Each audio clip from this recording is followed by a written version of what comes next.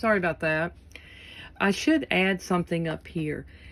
Even though we'll talk about it later, this phenomenon that was identified originally by Chargaff was called complementary base pairing.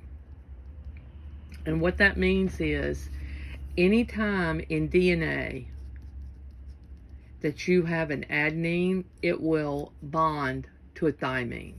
Anytime you have a thymine, it will bond to an adenine. Anytime you have a guanine, it will bond to a cytosine. Anytime you have a cytosine, it will bond to a guanine. In the same way, RNA, A and U, uracil, replaces thymine. U will bind to A. G will bind to C. C will bind to G. Okay? Take the time to look at figure 16.5 and to watch that video, okay? As you know from the video you watched for lab, in the early 1950s, Linus Pauling, very, very famous structural chemist, Wilkins and Franklin, this is Rosalind Franklin and Morris Wilkins, and Watson and Crick were all competing to find the structure. Franklin produced an extremely famous picture of the DNA molecule crystallized using X-ray crystallography. Watson recognized the structure of the helix and used it to figure the width and the spacing. And have a look at figure 16.6. Franklin wrote that she believed that DNA was composed of two sugar phosphate backbones with nitrogen bases that were paired in the interior. Watson actually built the model and came up with something that Franklin had missed. The backbones actually ran in opposite directions. They were called anti-parallel. It was a right-handed double helix with the negatively charged phosphate groups facing aqueous surroundings. And you had very hydrophobic nitrogen bases hidden in the interior. Remember we talked about earlier that the two strands of DNA were complementary. If you have A in one strand, it will bind to T in the other. If you have C in one strand, it will bind to G in the other. Each strand is a pattern, a template for building a new strand, and this is the whole basis of DNA replication.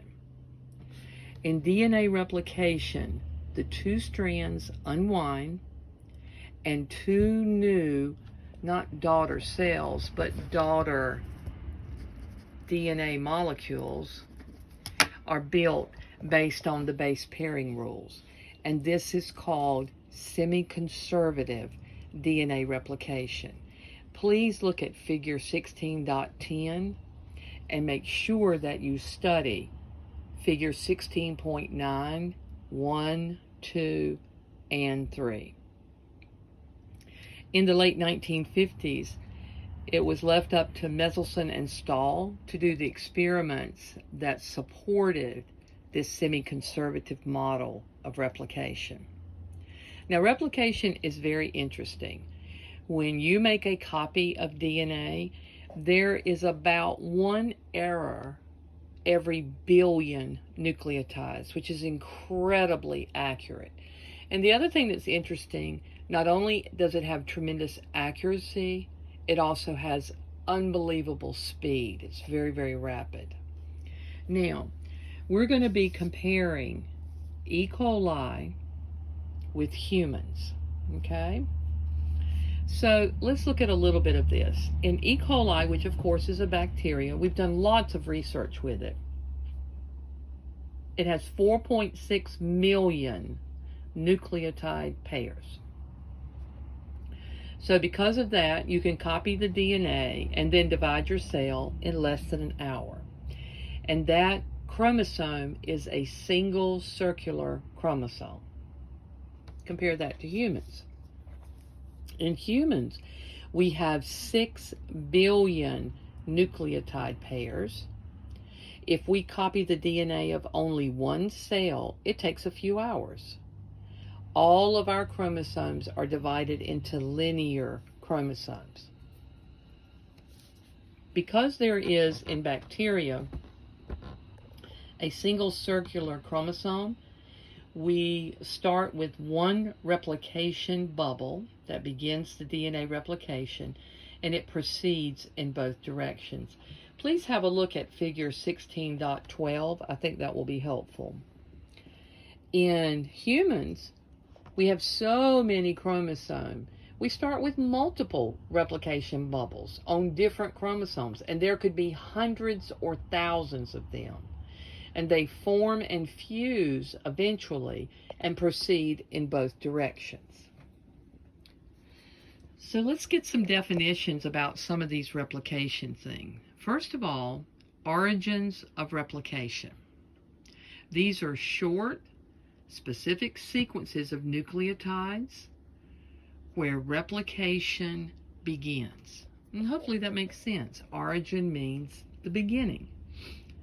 A replication fork, think about fork in the road, not like fork that you eat with, is at each end of the replication bubble, and just like a fork in the road, it is shaped like a Y, and it is where the DNA is unwound.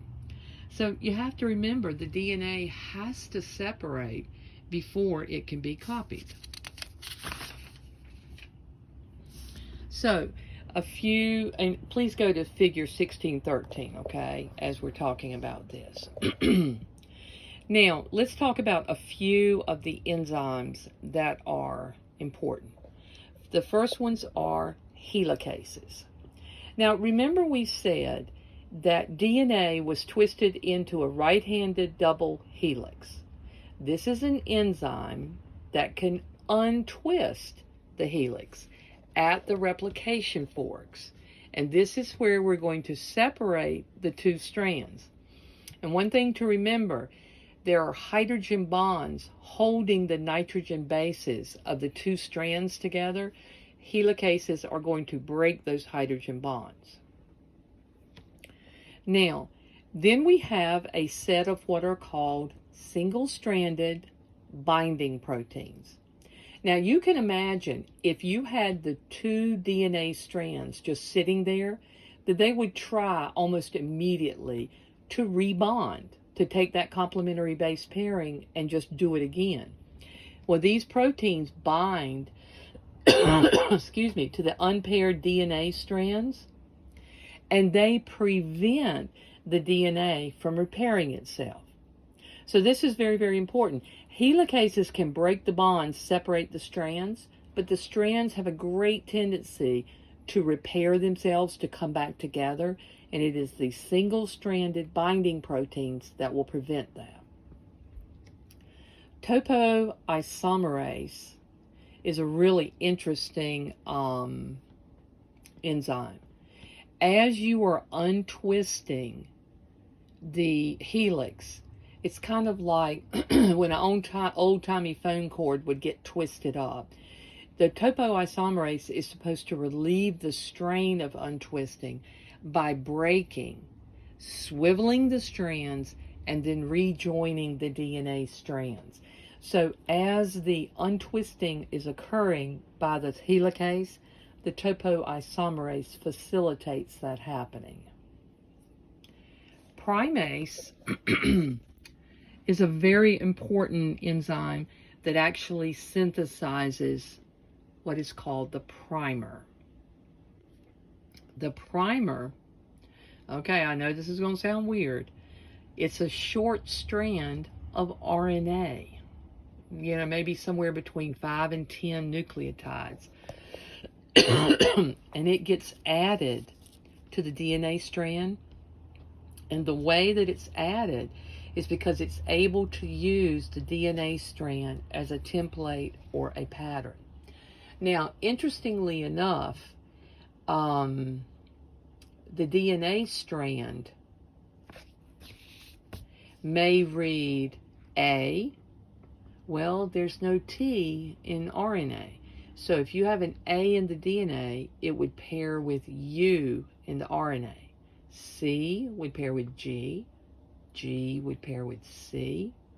T in the DNA would pair with A in the RNA. Okay? And that would give us a primer. Now, these primers are required by enzymes called DNA polymerases. Now, look at that word polymerase. Notice that it is made out of the word polymer.